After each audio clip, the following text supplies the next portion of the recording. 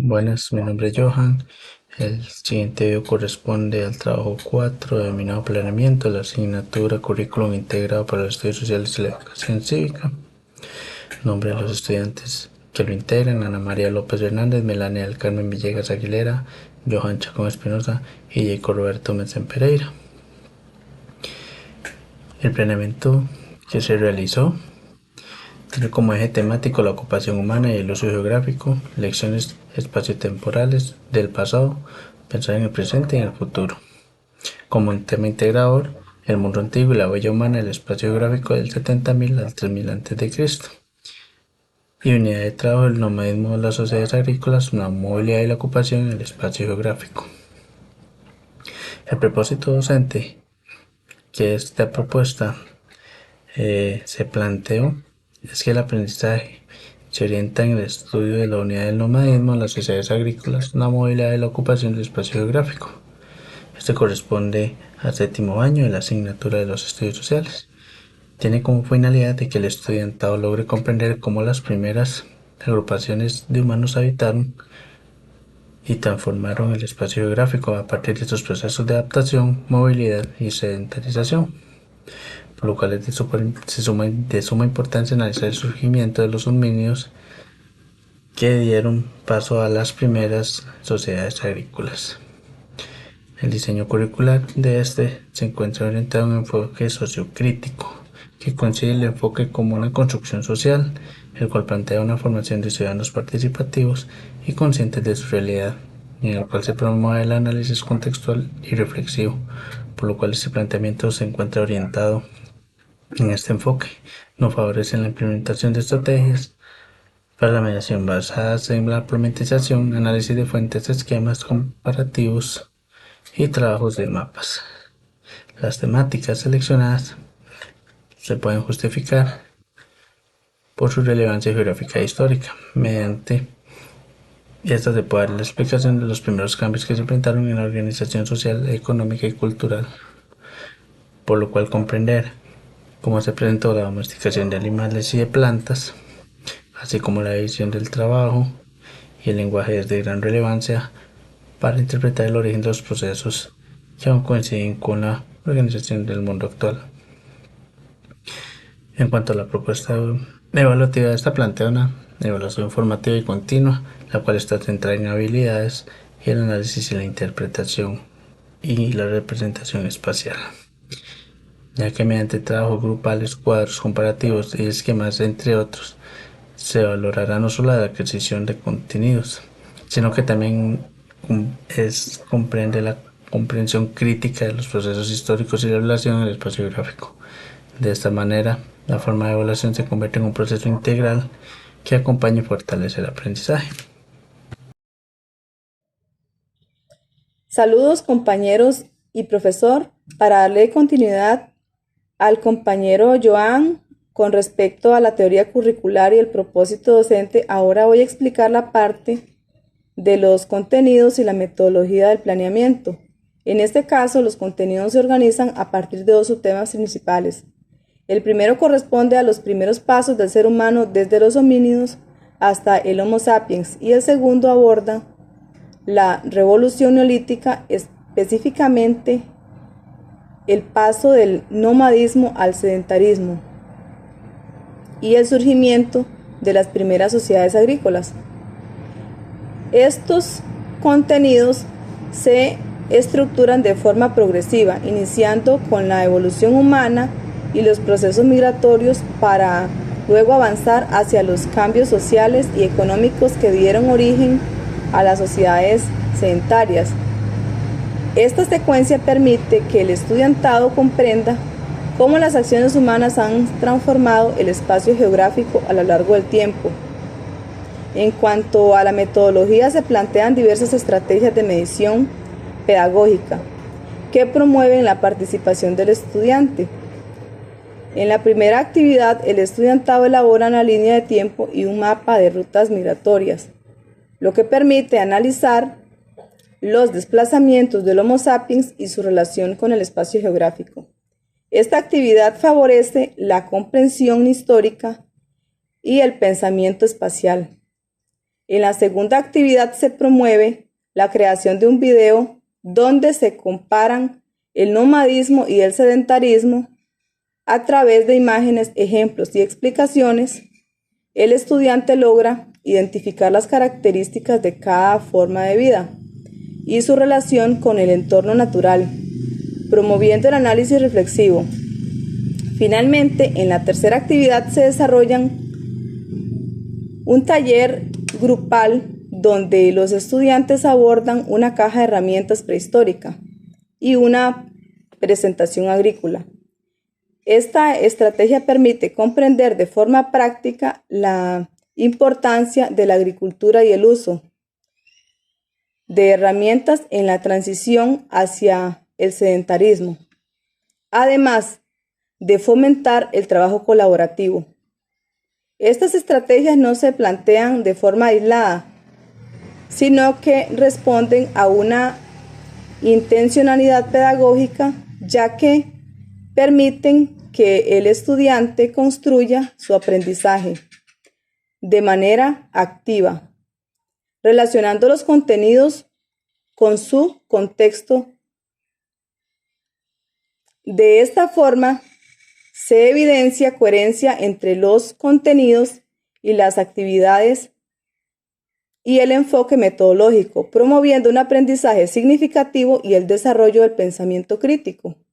Ahora mi compañera Melania continuará con la explicación de las decisiones pedagógicas y la coherencia del planeamiento. Saludos compañeros, profesora, mi nombre es Melania Villegas Aguilera y hoy le presentaré el desarrollo de los contenidos y su secuencia. ¿Qué es una secuencia didáctica? Es un conjunto de actividades organizadas con el propósito de enseñar con sentido, continuidad y coherencia. Se estructura en 3 etapas. Etapa inicial, etapa de desarrollo y etapa del cierre. Aquí te presento con algunos ejemplos cada una de estas etapas. Secuencia didáctica en su momento. Inicio. Iniciamos con la motivación. Recuperamos los saberes previos. Problematización, conflictos, conectividad, propósito y organización. Desarrollo o proceso. Dice que la gestión acompañada para el desarrollo y las competencias se observan, se reflexionan y se conceptualizan, aplicándolas en el aprendizaje. Por último, el cierre o la salida del aprendizaje. Se hace una evaluación por competencia, se transforman y se aplican los aprendizajes, como por ejemplo se pone hacer una elaboración de un trabajo, ya sea una tarea o un trabajo extra de casa, para que el estudiante pueda abordar con razón los aprendizajes adquiridos.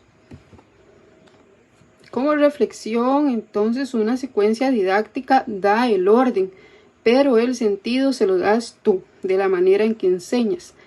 Cómo tú inicias esas lecciones, esas clases con sentido y dándole por primera vez en ese momento la aplicación de los conceptos claves. Un aspecto importante sobre los elementos reflectivos y la decisión clave en el proceso serían las siguientes. Este proceso de toma de decisiones no solo elige entre las primeras opciones, sino que pensar de la manera más consciente para actuar. Con cada paso que implica analizar las decisiones con cuidado para evitar errores y tomar la mejor decisión posible. Primer paso, la claridad de los objetivos es fundamental, porque si no sabe lo que se quiere lograr, cualquier decisión puede resultar confusa o un poco inútil en el contexto educativo. Tener el objetivo claro es orientar el proceso. Como segundo punto, el análisis del contexto. Permite entender realmente el problema. Muchas veces se toman decisiones rápidas sin identificar la causa principal, lo que puede llevar a soluciones incorrectas. Identificar alternativas es clave, ya que siempre existe una única solución. Pensar en varias opciones le ayuda a comparar y a elegir con mayor seguridad. Un aspecto muy relevante es los factores psicológicos en los estudiantes. Las emociones, el estrés les puede perjudicar y les puede influir a tomar decisiones sin pensar. Y se toma en cuenta. Por eso es necesario ser consciente en estos elementos para dejar llevar solo por los prejuicios. Decidir y actuar para evaluar son los resultados. No obstante elegir, sino que es necesario observar las decisiones más adecuadas y una experiencia para mejorar el futuro. En conjunto, este proceso muestra una decisión en las habilidades que se pueden desarrollar con una práctica reflexiva, un análisis, permitiendo actuar de forma segura y responsable en las diferentes situaciones. Muchas gracias. Ahora el compañero Jacob hablará sobre la coherencia entre los criterios de evaluación y las estrategias de medición pedagógica y los indicadores. Compañero Jacob, adelante. ¿Cuál es la coherencia entre los criterios de evaluación, las estrategias de mediación pedagógica y los indicadores? Bueno, primero hay que ver qué es cada uno. Los criterios de evaluación son las metas de aprendizaje que se esperan que el estudiantado logre alcanzar. Como por ejemplo podemos poner que en el planeamiento didáctico nuestros criterios de evaluación sea que el estudiante pueda identificar los hechos y elementos del mundo antiguo y logre relacionarlos con el contexto en que vivían las primeras sociedades humanas. Luego están las estrategias de mediación pedagógica, que son las actividades y recursos que yo, como docente, voy a proponer para que el estudiantado logre aprender, para que el aprendizaje ocurra. Por ejemplo, se puede proponer una guía didáctica individual de la línea de tiempo evolutiva y la huella migratoria en un mapamundi. Luego están los indicadores de logro, que son las evidencias que muestran si el estudiante realmente logró alcanzar el aprendizaje que yo deseo. Por ejemplo, podemos poner que el estudiante organice cronológicamente la evolución de los homínidos y ubique correctamente las rutas migratorias del mapamundi. Todo esto con el objetivo de yo saber si realmente el estudiante logró hacer la actividad que yo le estoy proponiendo y en base a ello, yo como docente puedo saber si el estudiante realmente logró aprender lo que se le está enseñando o no lo logró. Y en base a ello, después se hacen más planteamientos y así. Un ejemplo sencillo para explicar la relación entre esos tres, por ejemplo, imagínese que yo como docente vengo y creo un criterio de evaluación que es comprender la transición del nomadismo al sedentarismo. ¿Cuál es la estrategia que yo voy a usar? Bueno, le digo a los estudiantes, creen un video con imágenes de alimentos, animales y paisajes que me muestren cómo es que los grupos humanos vivían en cada etapa. ¿Cuál es el indicador que yo voy a usar?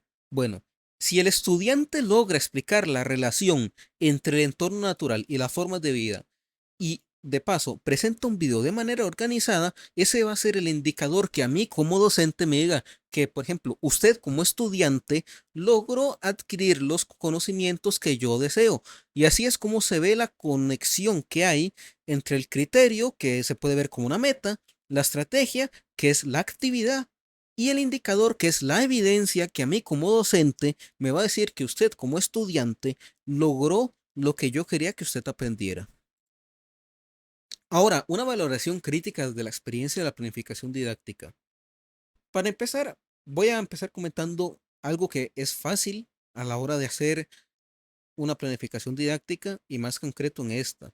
Y es, por ejemplo, los indicadores de logro. Uno como profesor, los indicadores de logro suelen ser muy fáciles de percibir y de hecho suelen ser algo sencillos de crear porque simplemente el cómo mediante esas estrategias de mediación pedagógica y mediante las actividades y mediante los resultados de las actividades que yo haga, voy a saber yo que los estudiantes lograron aprender. En términos generales, lo fácil es eso. Lo difícil a la hora de hacer un planeamiento didáctico es tener en cuenta ya todo el contexto. Ahorita se hizo un planeamiento que realmente es sencillo, pero si hiciéramos un planeamiento que uno lo quiere ejecutar a nivel real, hay que tener en cuenta una cantidad de cosas gigantes. Hay que tener en cuenta, por ejemplo, los recursos que hay en el colegio. Si yo quiero hacer un planeamiento didáctico en el que mis estrategias de mediación van a ser recursos que requieran, por ejemplo, de un proyector de video, tengo que yo pensar si el colegio tiene el proyector de video. Tengo que yo pensar si en el colegio hay internet para yo poder exponer tal cosa o hay una pantalla para yo, sin necesidad de un proyector de video, poder llegar y simplemente pongo en la pantalla los recursos que yo voy a usar. Hay que pensar de todo y no simplemente en las estrategias, es simplemente ver qué recursos voy a usar, sino también hay que ver en el planeamiento en general qué ocupa cada estudiante. ¿Por qué? Porque cada estudiante es una mente diferente, cada estudiante aprende de una manera diferente y el planeamiento didáctico que yo como docente voy a hacer se tiene que adecuar lo mejor posible a cada estudiante, ya que cierto estudiante necesita cierta ayuda, cierto estudiante puede necesitar menos ayuda. El planeamiento didáctico mío tiene que estar adecuado a muchas mentes, tiene que ser lo mejor posible para que a todos le llegue la información. ¿Y cómo voy a saber yo si mi planeamiento didáctico realmente funcionó? A base de los indicadores de logro. Si los estudiantes realmente aprendieron y si mi planeamiento didáctico realmente funcionó, eso me lo va a decir las estrategias de mediación que yo usé y finalmente me lo va a dar como resultado los indicadores de logro.